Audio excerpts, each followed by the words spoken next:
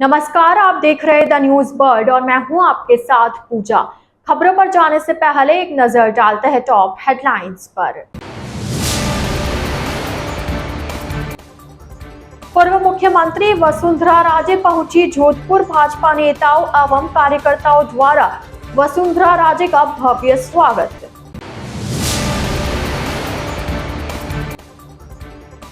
पूर्व केंद्रीय मंत्री एवं पूर्व जनरल वीके सिंह रविवार को जोधपुर पहुंचे।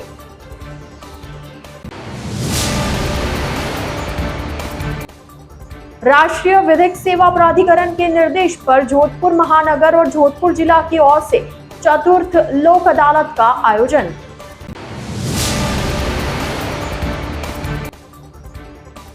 अमित शाह के बयान के विरोध स्वरूप जोधपुर शहर जिला कांग्रेस कमेटी द्वारा 23 दिसंबर को विरोध रैली निकाली जाएगी। तो यह थी हेडलाइंस और अब खबरें विस्तार से। प्रदेश की पूर्व मुख्यमंत्री वसुंधरा राजे रविवार को बालोतरा जाने के लिए जोधपुर पहुंची। जोधपुर एयरपोर्ट पहुंचने पर भाजपा नेताओं एवं कार्यकर्ताओं द्वारा वसुंधरा राजे का भव्य स्वागत किया गया। गौरतलब है कि भाजपा के पूर्व नेता उम्मेद सिंह अराबा के निधन के पश्चात उन्हें श्रद्धांजलि अर्पित करने एवं उनके परिजनों को ढांढस बंधाने के लिए वसुंधरा राजे जोधपुर के रास्ते बालोतरा के लिए रवाना हुई। इससे पूर्व जोधपुर एयरपोर्ट पहुंचने पर उन्होंने मीडिया से बातचीत करते हुए जयपुर अजमेर हाईवे पर हुए भीषण अग्निकांड को लेकर दुख जताया।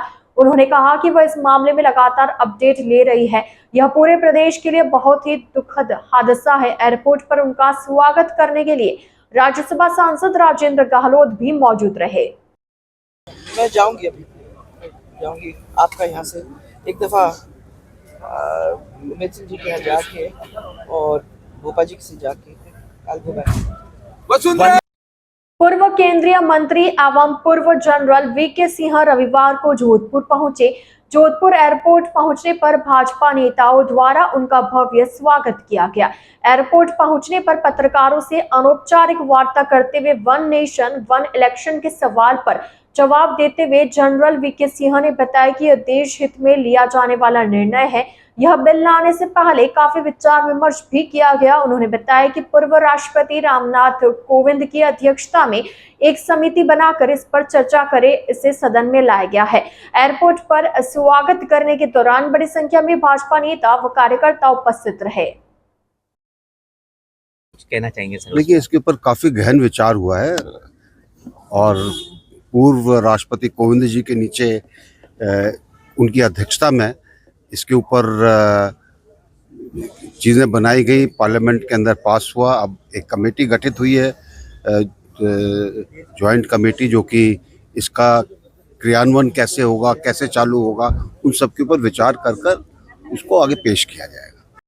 राष्ट्रीय विधिक सेवा प्राधिकरण एवं राज्य विधिक सेवा प्राधिकरण के निर्देश पर जोधपुर महानगर और जोधपुर जिला की ओर से चतुर्थ लोक अदालत का आयोजन किया गया और लोक अदालत में राजीनामा योग्य और प्री लिटिगेशन से संबंधित प्रकरणों के निस्तारण के प्रयास किए। पुखराज गहलोत ने बताया कि जोधपुर जिला महानगर में लगभग 1,51,331 प्रकरण लंबित है, जिनमें से 73,152 प्रकरण राजीनामा योग्य है, जिनमें अधिकांश मामले सिविल दुर्घटना बीमा चेक अनादरण से संबंधित है। इस बार की लोक अदालत के लिए 29,219 प्रकरणों को चिन्हित किया गया और उनके सभी पक्षकारों को नोटिस जारी कर लोक अदालत में आने के लिए कहा गया। साथ ही प्री लिटिगेशन से संबंधित जो मामले हैं उन मामलों को भी इस लोक अदालत में सुना गया। उन्होंने बताया कि लोक अदालत के सफल आयोजन के लिए इस बार कुल 9 बेंच गठित की गई थी, जिनमें 7 बेंच राजीनामा योग्य प्रकरण हैं, उनका निस्तारण किया गया। वहीं एक बेंच ने राजस्व से संबंधित मामलों की सुनवाई की। एक बेंच ने प्री लिटिगेशन और उपभोक्ता आयोग से संबंधित मामलों की सुनवाई कर प्रकरणों के निस्तारण के प्रयास किए। उन्होंने बताया कि जिला एवं सेक्शन न्यायाधीश जोधपुर महानगर एवं जिला विधिक सेवा प्राधिकरण के अध्यक्ष ने निर्देशित किया कि पिछले बार के मुकाबले इस बार अधिक प्रकरणों का निस्तारण किया जाए और इसलिए इस बार अधिक से अधिक पक्षकारों के साथ आपसी संघर्ष कर प्रकरण के निस्तारण के प्रयास किए गए। इस वर्ष 2024 की यह चतुर्थ राष्ट्रीय लोक अदालत है। इस राष्ट्रीय लोक अदालत में जोधपुर महानगर न्याय क्षेत्र में कुल लंबित प्रकरण 1,15,331 प्रकरण हैं, जिनमें से करीब 73,152 प्रकरण जो राजीनामे योग्य है। इसमें सिविल मामले, MACT के, फैमिली के मामले और ये चेक बाउंस के भी मामले हैं। ये सारे इन प्रकरणों में से कुल हमने 29,219 प्रकरणों को चिन्हित किया है। इन 29,219 प्रकरणों में हमने पक्षकारान को नोटिस भी जारी किए हैं कि आओ आप लोक अदालत में अपने प्रकरण राजीनामे से निस्तारित करवाओ। और इसी तरह प्री लिटिगेशन के मामले जो बैंक रिकवरी से संबंधित है, बैंक लोन से संबंधित मामले हैं, BSNL के मामले हैं या विद्युत विभाग से संबंधित मामले हैं, इन सभी मामलों में हमने प्री लिटिगेशन में इन मामलों को हमने ले रखा है। और कुल हमने 9 बेंचें गठित की गई है, जिसमें से 7 बेंचें न्यायालय में लंबित प्रकरणों के निस्तारण हेतु रखी गई है, जो लोक अदालत में मामलों का निस्तारण करेंगे। 1 बेंच हमने रेवेन्यू से संबंधित मामलों के लिए रखी गई है। 1 बेंच है वो प्री लिटिगेशन मामले, स्थायी लोक अदालत से संबंधित मामले और उपभोक्ता मंच के जो प्रकरण हैं उनसे संबंधित 1 बेंच का गठन किया गया है। गत राष्ट्रीय लोक अदालत हमने 28/9/2024 को कुल लंबित प्रकरण जो न्यायालय में लंबित प्रकरण है वो 12,704 प्रकरणों का निस्तारण किया था। और प्री लिटिगेशन से संबंधित मामले जो बैंक रिकवरी के हैं, दूरसंचार के हैं या बिजली विभाग के हैं या नगर निगम के हैं, ये प्री लिटिगेशन के मामले हैं, वो हमने करीब 1,50,182 प्रकरणों का निस्तारण किया था। इस प्रकार कुल हमने 1,62,886 प्रकरणों का निस्तारण किया है, जो गत राष्ट्रीय लोक अदालत में किया था। इस राष्ट्रीय लोक अदालत में हमारे जिला एवं सेशन न्यायाधीश महोदय, जो कि जिला विधिक सेवा प्राधिकरण के अध्यक्ष भी है, श्रीमान चंद्रशेखर शर्मा साहब, उन्होंने सब न्यायिक अधिकारियों की मीटिंग लेते हुए सबको ये निर्देश दिए हैं कि गत राष्ट्रीय लोक अदालत में जो आपने निस्तारण किया है उससे और अधिक प्रकरणों का निस्तारण करना है। और माननीय जज साहब को सभी न्यायिक अधिकारियों ने ये आश्वासन दिया है कि गत राष्ट्रीय लोक अदालत में जिन प्रकरणों का निस्तारण किया है उनसे अधिक प्रकरणों का हम निस्तारण करेंगे। और आम लोग हमें सहयोग भी कर रहे हैं, मीडिया का भी हमें खूब सहयोग रहा ताकि लोग यहाँ तक पहुँच सके। केंद्रीय गृह मंत्री अमित शाह द्वारा संविधान निर्माता बाबा साहेब डॉक्टर भीमराव अंबेडकर के खिलाफ दिया विवादित बयान लगातार तूल पकड़ता जा रहा है। अमित शाह के बयान के विरोध स्वरूप जोधपुर शहर जिला कांग्रेस कमेटी द्वारा आगामी 23 दिसंबर को विरोध रैली निकाली जाएगी, जिसके चलते रविवार को जोधपुर के स्टेशन रोड स्थित कांग्रेस कार्यालय में बैठक का आयोजन किया गया। जोधपुर शहर जिला कांग्रेस उत्तर जिला अध्यक्ष सलीम खान ने बताया कि केंद्रीय गृह मंत्री अमित शाह द्वारा बाबा साहेब के खिलाफ दिया गया बयान अपमानजनक है, इसलिए कांग्रेस कार्यकर्ताओं द्वारा 23 दिसंबर को विरोध रैली का आयोजन किया जाएगा। उन्होंने बताया कि रैली जोधपुर कांग्रेस कार्यालय से रवाना होकर जिला कलेक्ट्रेट कार्यालय तक जाएगी, जहां पर गृह मंत्री अमित शाह का पुतला फूंका जाएगा एवं जिला कलेक्टर को राष्ट्रपति के नाम ज्ञापन सौंपकर गृह मंत्री अमित शाह को बर्खास्त करने की मांग की जाएगी। विधायक प्रत्याशी करण सिंह उचियाड़ा ने बताया कि गृह मंत्री अमित शाह ने देशवासियों की भावनाओं को आहत पहुंचाई है। उन्होंने बताया कि भाजपा हमेशा दलितों के खिलाफ रही है, जिसका उदाहरण उनका यह बयान है। बैठक में महापौर कुंती परिहार, जिला अध्यक्ष नरेश जोशी, पूर्व कांग्रेस नेता राजेंद्र सोलंकी सहित बड़ी संख्या में कांग्रेस पार्षद एवं कार्यकर्ता मौजूद रहे। और साथी कांग्रेस का कार्यकर्ता दोस्तों, बहुत ही महत्वपूर्ण मीटिंग है और मोदी को जी साहब ने बीजेपी वाला चाल रहा है, संगी निकलिया वाला वहां जवाब दे लो भी सही टाइम है और आगे चुनाव भी आ रहा है।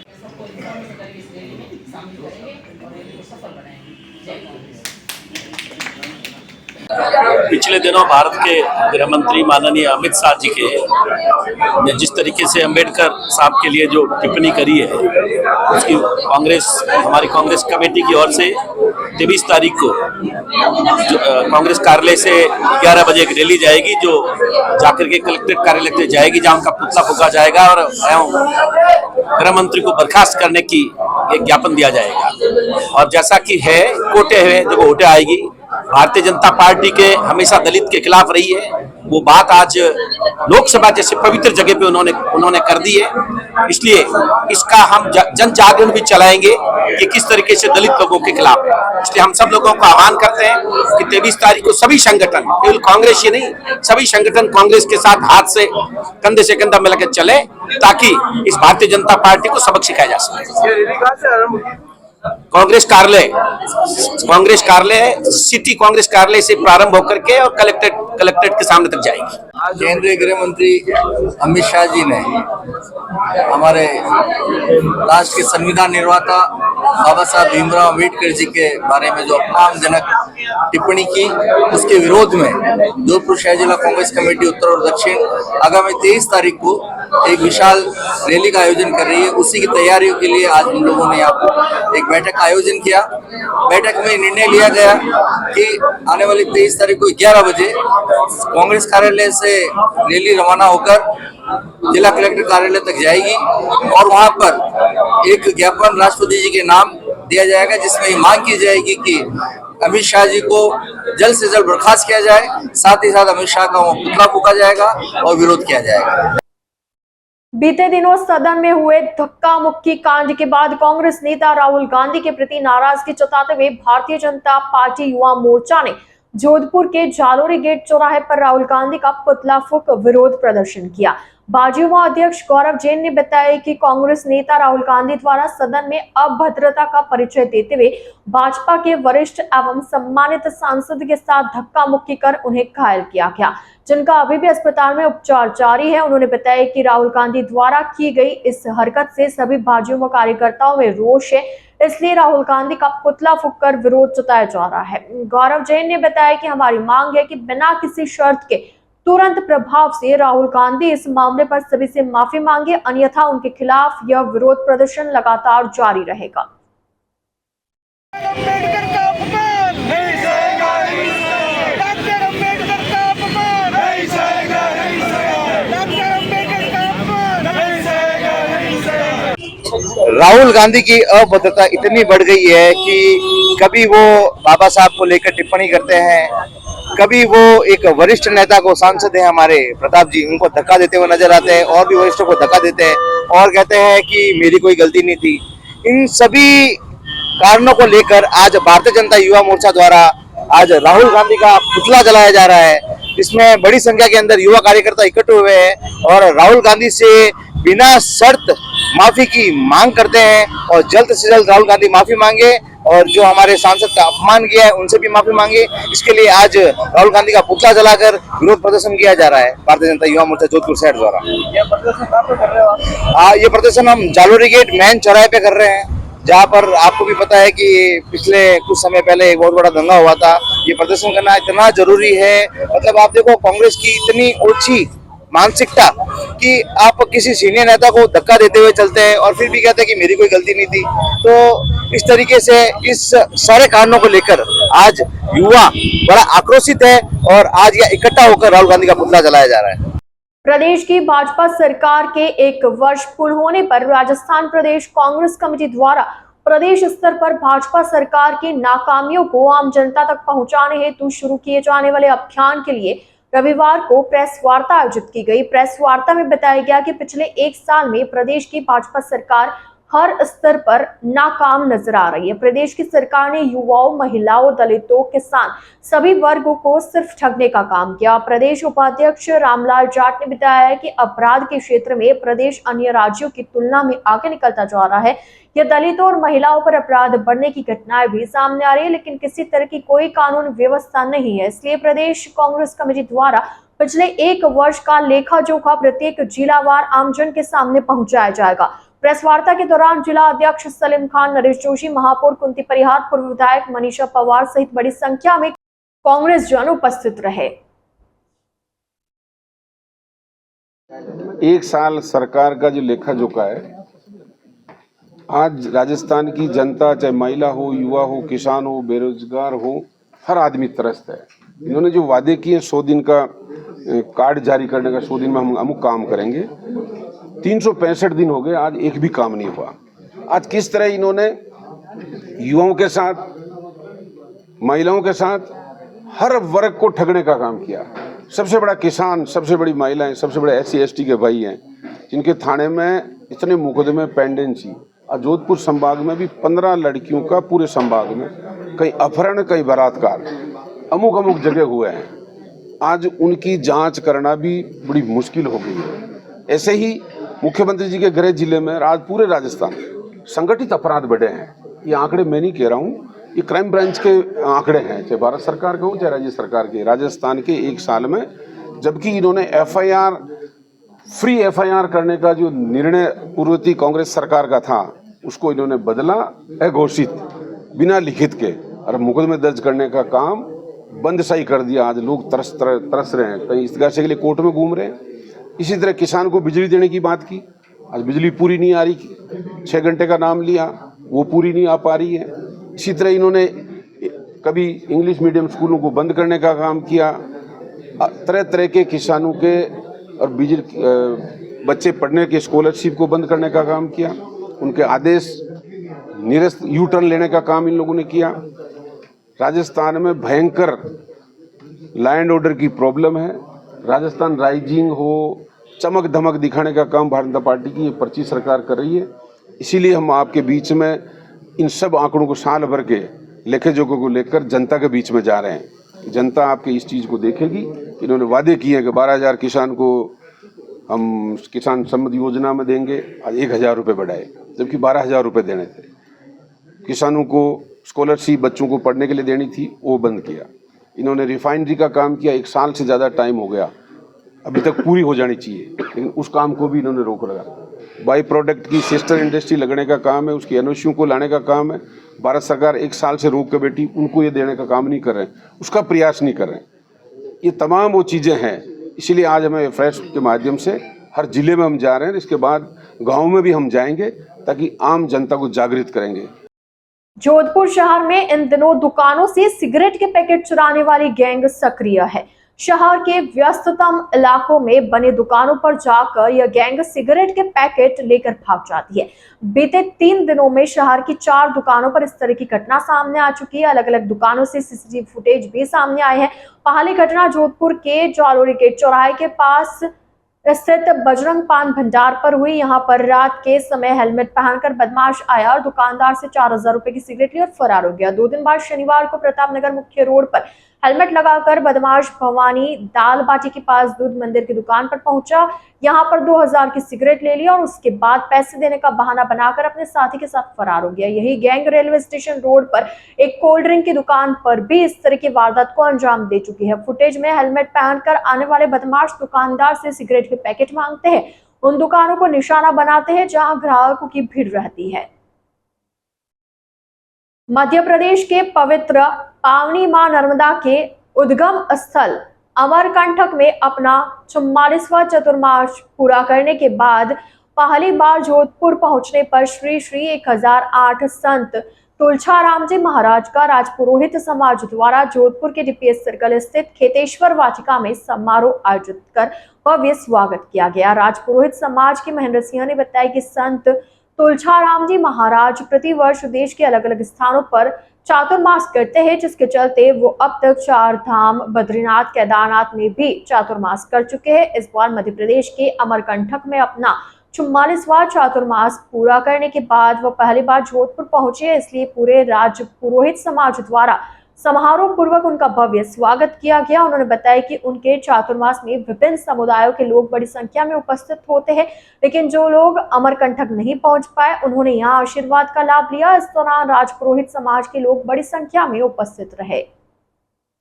ब्रह्म सावित्री सिद्धपीठाधीश्वर संत तुलसीराम जी महाराज हर वर्ष अपना चातुर्मास करते हैं और इन महान संत की ये विशेषता है कि ये चातुर्मास धार्मिक स्थलों पर करते हैं और हर बार बदल बदल के करते हैं। आपको जानकर ये बहुत ही खुशी होगी कि महाराज श्री के चातुर्मास 4 धाम बद्रीनाथ, पुरी, रामेश्वर और द्वारिका जगह पर हो चुके हैं। इसके साथ ही साथ विभिन्न जो महत्व है आध्यात्मिक स्थल है वहाँ पर चातुर्मास करते हैं। इसी तरह से गुरु महाराज जी का चातुर्मास 44वां चातुर्मास था अमरकंटक मध्य प्रदेश में। तो अमरकंटक बहुत ही धार्मिक स्थल है, माँ नर्मदा का वहाँ से उद्गम होता है। तो गुरु जी ने वहाँ चातुर्मास किया, संपूर्ण ब्रह्म समाज को आमंत्रित किया। गुरु महाराज के चातुर्मास की विशेषता ये रहती है कि जब चातुर्मास होता है तो राजपुरोहित समाज ही नहीं, ब्राह्मण समुदाय के लोग और विभिन्न समाजों के लोग वहाँ पर पहुँचते हैं। साथ ही साथ वहाँ पर 4 महीनों तक रोजगार की जो झड़ी लग जाती है, विभिन्न तरह के रोजगार जो है केंद्रित होते हैं और साथ ही साथ में जो है चातुर्मास के समापन के पश्चात विभिन्न जगहों पर गुरु महाराज जी का स्वागत किया जाता है। तो चातुर्मास समाप्ति के पश्चात गुरु महाराज जोधपुर पधारे। इस आयोजन को लेकर के गुरु महाराज जी का आज जो है राजपुरोहित समाज जोधपुर की तरफ से, पूरे जन समुदाय की तरफ से जो है स्वागत और सत्कार, अभिनंदन रखा गया है। इसके ठीक बाद गुरु महाराज बड़ली विद्यापीठ पधारेंगे, जहां प्रतियोगी परीक्षा केंद्र की तैयारी कर रहे हैं बच्चे। अभी 3 साल में 70 बच्चे वहां पे चयनित हुए हैं। उन बच्चों में से हाल ही में चयनित हुए बच्चों को गुरु महाराज जी सम्मानित करेंगे। बहुत बहुत आभार। मैं महेंद्र सिंह खीचन, RSLI। आज गुरु महाराज जी ने अपना चातुर्मास अमरकंटक में पूरा करने के उपरांत पहली बार जोधपुर पधारे हैं। तो उन बाबू जी का सभी लोगों को आशीर्वाद मिले जो अमरकंटक नहीं पधारे, तो आशीर्वाद देने बाबू जी आज यहाँ पधारे हैं। और समस्त राजपुरोहित समाज की तरफ से आज बाबू जी का जो है वो यहाँ आयोजन रखा गया है। और इसमें केवल यही बात कि भाई बाबू जी है वो समाज में प्रेम, आपस में वेमने से नहीं फैले, इस संदेश को लेकर बाबू जी यहाँ आज पधारे हैं। द न्यूज वर्ल्ड के इस बुलेटिन में फिलहाल वक्त तो चला एक छोटे से ब्रेक का। ब्रेक के बाद जल्द हाजिर होंगे। आप बने रहिए द न्यूज वर्ल्ड के साथ।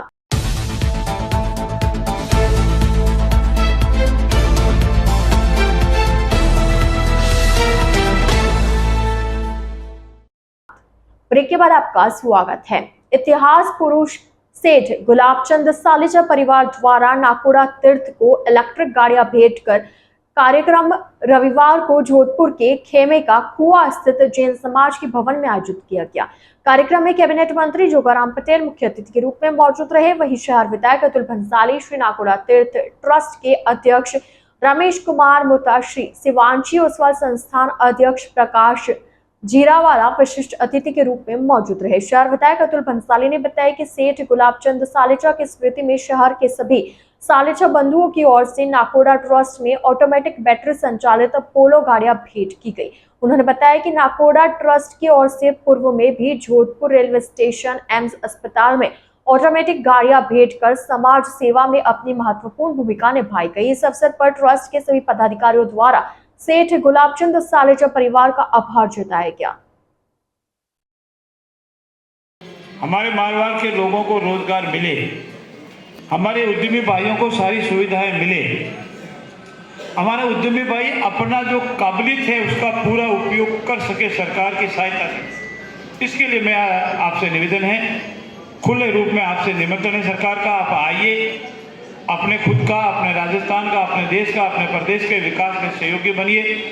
और राजस्थान आने वाले समय तक एक विश्व में, आज हम 13वें स्थान पर हैं, आज हमारी GDP 3.5% है। 2025 के अंत जाते जाते 2026 तक हम इसको 5% ले जाना चाहते हैं और 2047 तक हमारी GDP राजस्थान की हम 7 से 8% तक ले जाना चाहते हैं। इसमें तभी संभव है जब हमारे उद्योग पनपे, कृषि भी पनपे। और इसीलिए मैं सबको आमंत्रित करता हूँ, आप आइए। आपको जो भी बड़ा उद्योग भी हो सकता है, छोटा उद्योग हो सकता है, उद्योगों का समूह भी हो सकता है। पोर्टल वापस खुला हुआ है, उस पोर्टल पर आप अपना प्रोजेक्ट डाल सकते हैं, आपको तुरंत निमंत्रण मिलेगा। आप हमारे जो एक्सपर्ट बैठेंगे उनके साथ बैठिए, उनसे बातचीत कीजिए और उसके उपरांत अगर आपका सक्सेस हो जाता है तो आपका प्रोजेक्ट लग जाएगा, ऐसा मेरी आप सबसे उम्मीद है।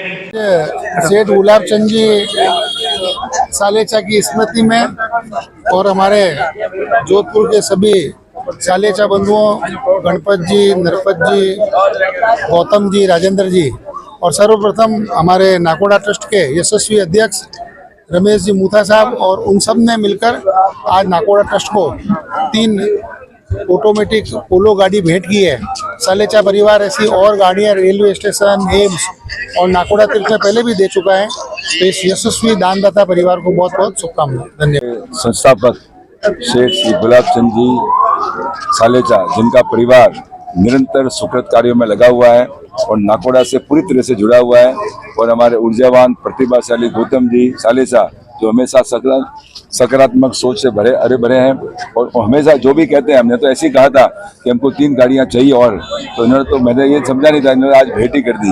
उनको परिवार को, पूरे सालेचा परिवार को खूब खूब साधुवाद, अभिनंदन और पार्श्वनाथ भगवान से यही अर्ज करूंगा, प्रार्थना करूंगा, ये परिवार और भी फलित होता रहे, ऐसे ही दान गंगा पूरे बसाता रहे। और हमारे बीच में हमारे माननीय जो जोधपुर के विधायक श्री अतुल जी बंसाली हमेशा निरंतर जो सेवा में रहते हैं और जहाँ भी कोई भी उनको कार्य करते हैं हमेशा वो निरंतर सेवा देते आ रहे हैं और आश्वासन दिया है इन्होंने। खूब खूब साधुवाद। और हमारे माननीय से कानून मंत्री श्रीमान जोगाराम जी पटेल, उन्होंने भी जो आज नाकोड़ा के प्रति जो उन्होंने समर्पण भाव व्यक्त किए हैं, ऐसी कभी कल्पना भी नहीं कर सकते। ऐसे ऊंचे ओहदे पर बैठकर ऐसी सोच, उनको खूब खूब साधुवाद। उन्होंने नाकोड़ा के पेयजल के लिए पूरा प्लान मांगा है हमारे से, जिसकी वो पूरा प्रयत्न करेंगे कि उसकी पूरी वो उसका भरपाई कर लें। खूब खूब साधुवाद। राजस्थान सरकार को भी खूब खूब साधुवाद। सारथी ग्रुप फाउंडेशन के तत्वावधान में जोधपुर के स्वास्थ्य सेवा केंद्र में रविवार को राजस्थान गौरव सम्मान समारोह सीजन 2 का आयोजन किया गया। सारथी यूथ फाउंडेशन जोधपुर जिला अध्यक्ष पूजा सुराणा ने कार्यक्रम के बारे में जानकारी देते हुए बताया कि सारथी यूथ फाउंडेशन द्वारा समय समय पर गो सेवा, पक्षी सेवा और समाज सेवा की जाती है। उसी को ध्यान में रखते हुए शहर में सेवा के कार्य में अपना अमूल्य योगदान देने वाली 71 प्रतिभाओं का सम्मान किया गया। उन्होंने बताया कि रक्तदान शिविर, कंबल वितरण एवं जरूरतमंदों को भोजन वितरण कराने वाली अलग अलग संस्थाओं का भी सम्मान किया गया। कार्यक्रम में राजस्थान हाईकोर्ट बार एसोसिएशन के पूर्व अध्यक्ष रंजीत जोशी मुख्य अतिथि के रूप में मौजूद रहे। वहीं समाज सेवी व उद्यमी विनोद सिंघवी भी विशिष्ट अतिथि के रूप में मौजूद रहे। कार्यक्रम को सफल बनाने में सुशील धारीवाल, दिलीप कुमार पवार का विशेष सहयोग रहा। दूसरों की सेवा करने से कोई बड़ा पुण्य नहीं हो सकता। तो जो सेवाएं आप कर रहे हैं वो हमारे लिए एक इंस्पिरेशन है, एक प्रेरणा है। हमें सिखाती है कि हमें भी अपने व्यवसाय, अपने बिजनेस के अलावा कुछ इंसानों के लिए करना चाहिए। जिए तो जिए, अपने लिए क्या जिए, तो जी मेरे दिल जमाने के लिए। अगर हम जमाने के लिए जी सकते हैं तो फिर जो है ऐसी करनी कर चलो, ऐसी करनी कर चलो, खुद हंसे जग रोए, चदरिया झिने झिने, चदरिया झिने झिने। जो भी इस संसार में आया है नश्वर है, उसका जाना निश्चित है। सब कुछ यही रह जाएगा। 7 बार का विजेता सिकंदर जब गया तो खाली हाथ गया था। तो किसी शायर ने कहा है, ये शायर ने कहा है कि ये दुनिया नहीं जागीर किसी की, ये दुनिया नहीं जागीर किसी की, राजा हो या रंक या सब है चौकीदार। चौकीदार का मतलब we are trustee of this our property. हम अपनी प्रॉपर्टी के रखवाले हैं, ट्रस्टी हैं, मालिक नहीं है, क्योंकि वो यही रह जाएगी। कुछ तो आकर चले गए, कुछ जाने को तैयार। खबरदार खबरदार खबरदार। जोधपुर की पावन धरा पर सारथी यूथ फाउंडेशन द्वारा राजस्थान गौरव सम्मान समारोह सीजन 2 का आयोजन किया गया, जिसमें हमने 71 प्रतिभाओं को सम्मानित किया है। जिसमें हमारे मुख्य अतिथि के रूप में विनोद जी सिंघवी, जो हमारे वरिष्ठ समाज सेवी है, सुशील जी धारीवाल, दिलीप कुमार जी पवार हमारे साथ मौजूद हैं और सुरेंद्र राज जी मेहता का हमें बहुत सहयोग मिला।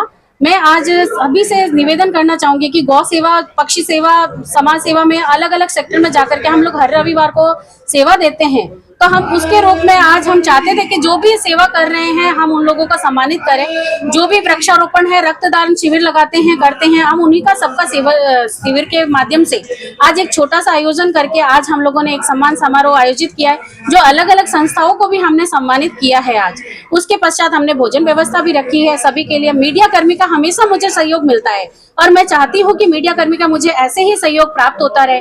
बहुत बहुत धन्यवाद। मैं पूजा सुराणा, सारथी यूथ फाउंडेशन जिला अध्यक्ष। मारवाड़ राजपूत महासभा के तत्वावधान में जोधपुर के मारवाड़ राजपूत सभा भवन में रविवार को संभाग स्तरीय प्रतिभा सम्मान समारोह आयोजित किया गया। प्रतिवर्ष की भांति इस वर्ष भी आयोजित प्रतिभा सम्मान समारोह में समाज के विभिन्न क्षेत्र में विशेष योगदान और प्रतिभावान छात्र छात्राओं का सम्मान कर उनका उत्साहवर्धन किया गया। इस दौरान सरकारी नौकरी में नवनियुक्त कर्मचारी, खेल जगत में श्रेष्ठ प्रदर्शन करने वाले और प्रतियोगी परीक्षाओं में श्रेष्ठ प्रदर्शन करने वालों का प्रशस्ति पत्र देकर सम्मान किया गया। कार्यक्रम में पूर्व नरेश महाराज गज सिंह, मारवाड़ राजपूत महासभा अध्यक्ष हनुमान खांगटा मुख्य अतिथि के रूप में मौजूद रहे। कार्यक्रम में बड़ी संख्या में राजपूत समाज के लोग उपस्थित रहे।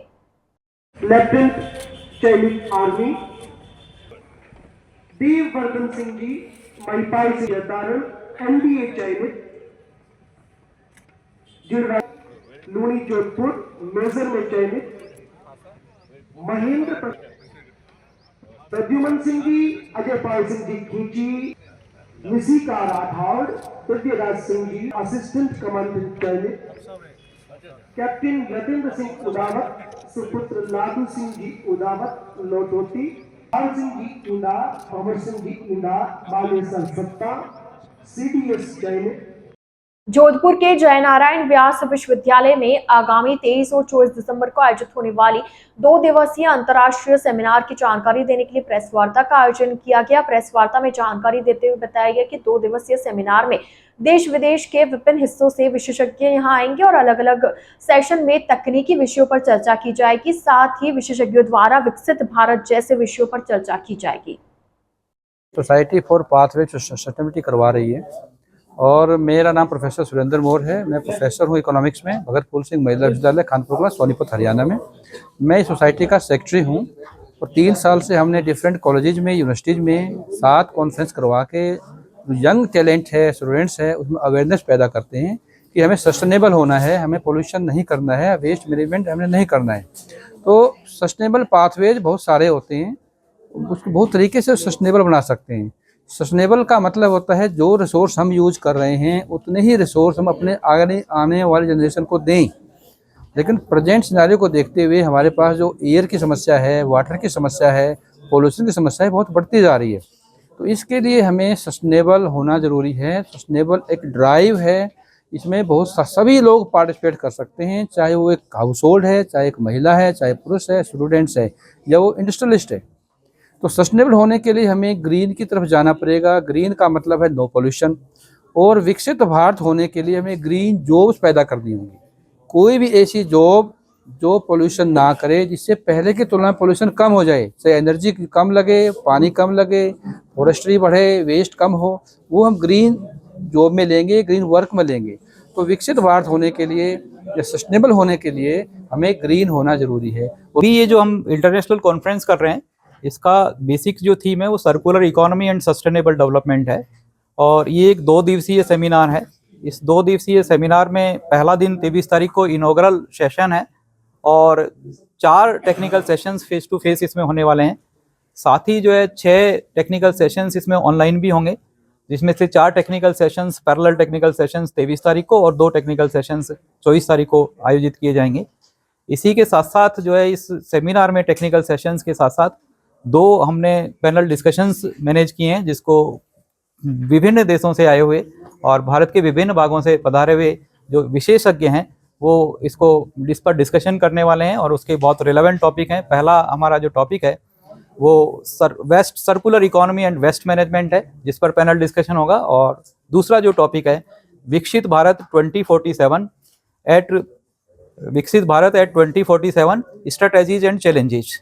और इस विषय पर भी जो है और बेसिक उद्देश्य ये है कि वेस्ट मैनेजमेंट को देखते हुए हम कैसे 2047 तक विकसित भारत बन सकें और वो जो विकसित भारत हमारा बने वो सस्टेनेबल हो फॉर लॉन्गर पीरियड। और आने वाले समय में सर्कुलर इकोनॉमी के माध्यम से हम जो है हमारी जनरेशन के लिए, आने वाली जनरेशन के लिए बचा के रखें। तो ये कंसेप्ट इंट्रोड्यूस करना है लोगों में, ये भी इसका एक उद्देश्य है। अब तक जैसा मैंने कहा कि सर्कुलर इकोनॉमी पर नहीं वर्क करके और एक जो है लीनियर इकोनॉमी पर हम लोग चल रहे थे, हमने प्रोड्यूस किया, कंज्यूम किया और थ्रो कर दिया, तो वेस्ट हम लोग बहुत अधिक जनरेट कर रहे थे। सर्कुलर इकोनॉमी का कंसेप्ट उस वेस्ट को कम करना और आने वाली जनरेशन के लिए निश्चित रूप से कुछ ना कुछ बचा करके रखने का है। और इसी उद्देश्य को लेकर के देश के कई सारे देश इस पर काम कर रहे हैं। G20 का सम्मेलन भी अभी इसी उद्देश्य को लेकर के बेसिकली हुआ था। और इसके लिए हमने जो है पाथवे सोसाइटी वालों ने, क्योंकि उनका वो बेसिक उद्देश्य है, जयनारायण व्यास यूनिवर्सिटी को इस बार चुना और जयनारायण व्यास यूनिवर्सिटी के प्लेटफॉर्म पर पाथवे सोसाइटी वालों के साथ मिलकर के एक ये अंतर्राष्ट्रीय कॉन्फ्रेंस का आयोजन किया जा रहा है। राजस्थान के प्रतापगढ़ की क्रिकेटर सुशीला मीणा की क्रिकेट के भगवान कहे जाने वाले क्रिकेटर सचिन तेंदुलकर ने सोशल मीडिया पर वीडियो शेयर कर तारीफ की व सुशीला मीणा को बॉलिंग की तुलना पूर्व क्रिकेटर जाहिर खान से की, जिसके बाद से सोशल मीडिया पर चारों ओर सुशीला मीणा की ही बात की जा रही है। आपको बता दें, राजस्थान की यह होनहार बेटी 5वीं कक्षा की छात्रा है, बहुत ही साधारण परिवार से ताल्लुक रखती है। राजस्थान की उप मुख्यमंत्री दिया कुमारी ने वीडियो कॉल कर सुशीला मीणा को बधाई देते हुए जयपुर आने का निमंत्रण दिया, तो वहीं खेल मंत्री राज्यवर्धन सिंह ने सुशीला से फोन पर बात कर उन्हें क्रिकेट में अपना भविष्य बनाने के लिए हर संभव मदद का भरोसा दिलाया। हाँ सुशीला जी, कैसे हो? कैसे हो? अच्छा, अच्छी हो? अच्छा, आप बताओ, बहुत बधाई आपको, आप इतना अच्छा क्रिकेट खेल रहे हो। हाँ, आपको पता है आपकी बड़ाई की सचिन तेंदुलकर ने, पता है आपको? पता है क्या? हाँ, बड़े होके क्या बनना चाहते हो आप? क्रिकेटर। अच्छा बताओ, अभी जहाँ आप खेलते हो वहाँ ग्राउंड अच्छा है क्या? अच्छा ग्राउंड है? नहीं, अभी तो आपने हाँ बोला। कोई बात नहीं, उसको और अच्छा बनाते हैं, ठीक है? और ठीक है, फिर आप मेरे को मिलने जयपुर आना, आओगे? आपको आना है, ठीक है ना? ठीक है, और फिर आप बहुत आगे बढ़ो, आप बहुत तरक्की करो, आप बहुत बड़ी क्रिकेटर बनो और राजस्थान का नाम रोशन करो, भारत का नाम रोशन करो, ठीक है? ठीक है सुशीला, ठीक है ना? जीते रहो, ठीक है? ठीक है, ठीक है, बाय बाय। सुशीला नमस्कार, कैसी हो? हाँ, तुम्हारी हमने बॉलिंग देखी, पूरे देश को पसंद आई, बड़ी बढ़िया। ये एक्शन कहाँ से सीखा तुमने? सर से। बढ़िया सुशीला, तुम्हारा इंटरव्यू भी देखा, तुम्हारी बॉलिंग देखी हमने, बहुत बढ़िया। अच्छा ये बताओ, आगे तुम किस तरह से तैयारी करना चाहोगे? आपको हम जयपुर के अंदर आपको हमारी जो एकेडमी है वहाँ पर भी रहने का मौका दे सकते हैं। अपनी मम्मी पापा से बात करना कर, जो जयपुर के अंदर क्रिकेट के कोच हैं, हम उनसे भी आपकी ट्रेनिंग करवा सकते हैं और आपकी शिक्षा भी यहाँ पर हो सकती है। और लगातार आपको अच्छी मेहनत करके परफॉर्मेंस देनी है, उसकी प्रैक्टिस हो सकती है यहाँ पर। आपकी हम मदद करेंगे हर तरह से। आप इतनी मेहनत से आप प्रैक्टिस कर रही हो और आगे आप प्रदेश के लिए और देश के लिए खेलना भी चाहती हो। आपकी अभी उम्र भी है, आपको दोनों ही चीज़ करनी है, पढ़ाई भी करनी है और खेल की भी तैयारी करनी है। इनको यहाँ से भी समर्थन देंगे, आर्थिक रूप से भी जो इक्विपमेंट वगैरह चाहिए उसका भी समर्थन देंगे, डाइट के लिए भी हम इनको समर्थन देंगे। आज मोदी जी की सरकार के अंदर हम तलाशते हैं, तो आप सबके माध्यम से जिसकी भी कला हमें दिखाई देगी उसको मदद करेंगे। हाँ बिटिया, चलो बहुत बहुत बधाई, तुम्हारे को शुभकामनाएं। डॉक्टर सर्वपल्ली राधाकृष्णन राजस्थान आयुर्वेद विश्वविद्यालय जोधपुर के कुलपति प्रोफेसर वेद प्रदीप कुमार प्रजापति की प्रेरणा से संगठक university college of homeopathy Jodhpur के विशेषज्ञ शिक्षक चिकित्सकों की टीम द्वारा कृषि महाविद्यालय मंडोर जोधपुर में निःशुल्क होम्योपैथी चिकित्सा शिविर आयोजित किया गया, जिसमें चिकित्सालय अधीक्षक डॉक्टर गौरव नागर एवं शिविर प्रभारी डॉक्टर राजेश कुमार कुमावत के निर्देशानुसार विशेषज्ञ चिकित्सक डॉक्टर अभा अग्रवाल, डॉक्टर राकेश कुमार मीना एवं BHMS तृतीय वर्ष छात्र राजेंद्र दयाल व कृष्ण कुमावत ने सेवाएं प्रदान की। इस शिविर में कुल 52 विद्यार्थियों एवं शिक्षकों का निःशुल्क स्वास्थ्य परीक्षण किया गया। शिविर में मौसमी बीमारी जैसे सर्दी, खांसी, जुकाम, बुखार, सिर दर्द, आंखों का रोग, चर्म रोग, रक्त की कमी, बालों का गिरना आदि से ग्रसित रोगियों को निःशुल्क होम्योपैथी औषधियां देकर लाभान्वित किया गया। जोधपुर के विनर्स स्मॉल वंडर्स स्कूल की तीनों ब्रांच का स्पोर्ट्स इवेंट्स रविवार को आयोजित किया गया, जिसमें स्कूल के बच्चों ने जोश और उत्साह के साथ भाग लिया। विनर्स स्मॉल वंडर्स स्कूल के निदेशक विजय बहावा ने बताया कि वर्तमान समय में अधिकतर बच्चे मोबाइल और कंप्यूटर की दुनिया में इतने उलझ गए हैं कि वह किसी प्रकार की शारीरिक गतिविधि या खेलकूद में हिस्सा नहीं लेते, जिसके चलते बच्चों में कई गंभीर दुष्परिणाम भी देखने को मिलते हैं। इसी के चलते स्कूल द्वारा प्रतिवर्ष स्पोर्ट्स इवेंट के तहत विभिन्न प्रकार की खेलकूद प्रतियोगिताओं का आयोजन किया जाता है। उन्होंने बताया कि इन प्रतियोगिताओं में बच्चे बहुत ही जोश और उत्साह के साथ भाग लेते हैं, साथ ही उनका शारीरिक विकास भी होता है।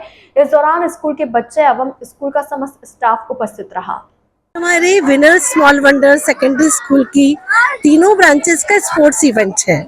इसमें ओपनिंग सेरेमनी और क्लोजिंग सेरेमनी में परफॉर्मेंसेस हैं और बीच में बच्चों के बहुत सारे गेम्स हैं।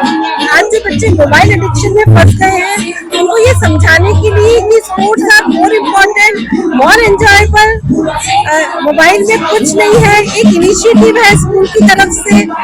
कोई कभी भी किसी गलत चीज की सुधार की शुरुआत हमेशा शिक्षा के तौर से ही होती है और हम चाहते हैं कि हम बच्चों में स्पोर्ट्स को इतना भर दें कि वो भूल जाए कि मोबाइल क्या है। इसीलिए हमने बहुत एंटरटेनिंग स्पोर्ट इवेंट रखा है जिसमें पेरेंट्स और बच्चे बहुत एंजॉय कर रहे हैं, आप देख सकते हैं। मैम आपका परिचय? मैं Vijay Pahwa, director of Small Wonder Secondary School. The News World के इस बुलेटिन में फिलहाल के लिए इतना ही। आइए चलते चलते एक बार फिर नजर डालते हैं आज की टॉप हेडलाइंस पर। पूर्व मुख्यमंत्री वसुंधरा राजे पहुंची जोधपुर। भाजपा नेताओं एवं कार्यकर्ताओं द्वारा वसुंधरा राजे का भव्य स्वागत।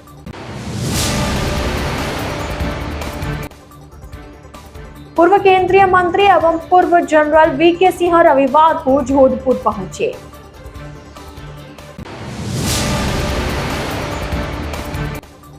राष्ट्रीय विधिक सेवा प्राधिकरण के निर्देश पर जोधपुर महानगर और जोधपुर जिला की ओर से चतुर्थ लोक अदालत का आयोजन।